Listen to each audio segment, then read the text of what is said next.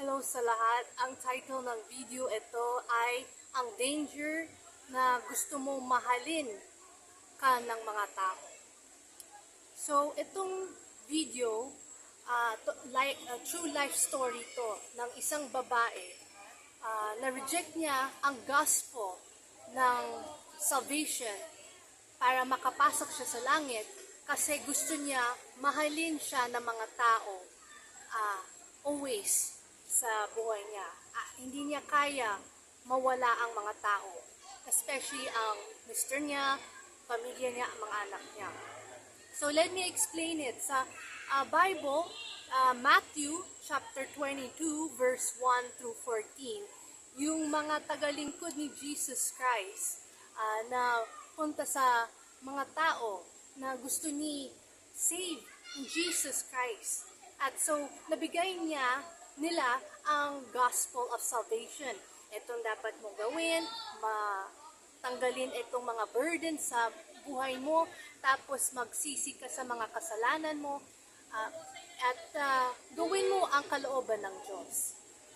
Pero itong particular ng babae, ayaw niya ibitaw ang burden na gusto niya mahalin siya ng mga tao. At alam nyo, sa Bible, sabi daw ni Jesus Christ, or si Father God, sumpa ang mga tao na nagdependent sila sa ibang tao. Ibig sabihin, gusto nilang, kailangan nilang yung lakas ng tao, yung isip, yung mga kailangan nila. So, for example, itong story tungkol sa misis.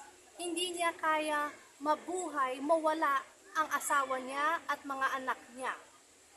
So, ayaw niya gawin ang kalooban ng Diyos. Kasi kalooban ng Diyos, una, put God first. Hindi ang pamilya mo, hindi ang asawa mo, hindi ang anak mo. Ang kalooban ng Diyos. Paano niyang magawa ang kalooban ng Diyos kung meron siyang burden na gusto niya i-bit-bit habang buhay? So, yun ang bakit hindi siya makapasok sa langit. At kung hindi mo magawa ang kalooban ng Diyos, hindi mo magawa magsisi sa mga kasalanan mo. At if meron kang mga kasalanan, hindi ka nagsisi bago ka mamatay, alam nyo saan kayo pupunta? Sa impyerno. Kasi hindi ka kilala ni Jesus Christ. So, ito, warning to. Kung ikaw ang gusto mong makapasok sa langit, alisin mo yung pride mo. Alisin mo yung gusto mong mahalin ka mga tao, respect, accept, lahat na. Asa ka muna kay Jesus Christ. Siya yung provider mo eh. Remember this, sino namatay para sa iyo? Diba isang tao lang at siya ang anak ng Diyos. At ang pangalan niya, si Jesus Christ. Hindi naman ang asawa mo, hindi naman ang mga anak mo, pamilya mo namatay para sa iyo. Bakit aasa ka sa kanila? See? Para mahalin ka? Alam mo yung mahal ng mga tao, bukas mahalin nila ka, tapos next week maaway ng kayo kasi parang hindi mo na please sila, ayaw na nila. Under ganon, ito yung testimony ko din, share ko. Ganyan nangyari sa buhay ko. At until now, meron yung mga pamilya ko, sabi nila, mahal kita. Ganun, andito lang kami para sa iyo. Pero, really, salita lang yun kasi wala sila nagawa para sa akin. At nabukas ang isip at puso ko na galing kay Holy Spirit at itong mga tao, hindi naman totoo ang nasabi nila mahal ka nila. Salita lang. Madali nang magsalita, pero yung gawa, wala. At wala akong samang loob sa mga pamilya ko, napatawad ko sila, pero na open ang isip ko, ang puso ko, hindi pala, hindi ko to be happy, galing kay Jesus Christ ang happiness ko sa buhay. Kasi andyan siya parati. Siya yung na tulungan ako when walang tao na tulong sa akin. Siya nang. So, yun ang testimony ko din na gusto ko i-share na lakasin yung loob nyo, especially mga babae, especially mga nanay, misis. Sumpa ang magtiwala kay mga tao at hindi kay Jesus Christ. Sumpa yun. Gusto mo magsumpa sa buhay mo? Tapos gusto mo makapasok sa langit?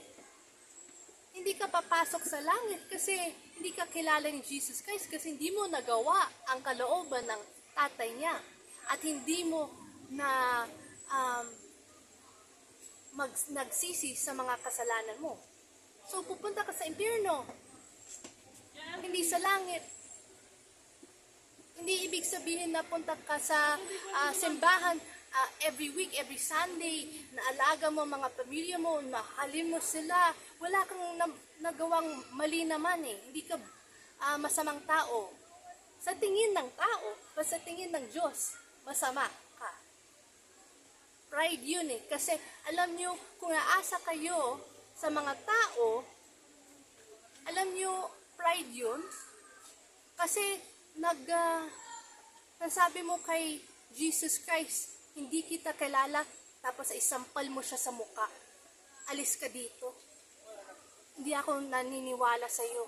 Hindi ako nagtiwala sa iyo. Kasi kulang eh, wala ka dito eh. Yun ang hirap ng tao eh. Pero kailangan basahin yung Word of God.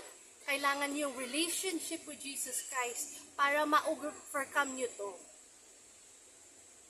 Kasi yung mga tao gusto nila, merong hawakan sila, mahalin sila, halikin sila, sabihin sa kanila mahal sila.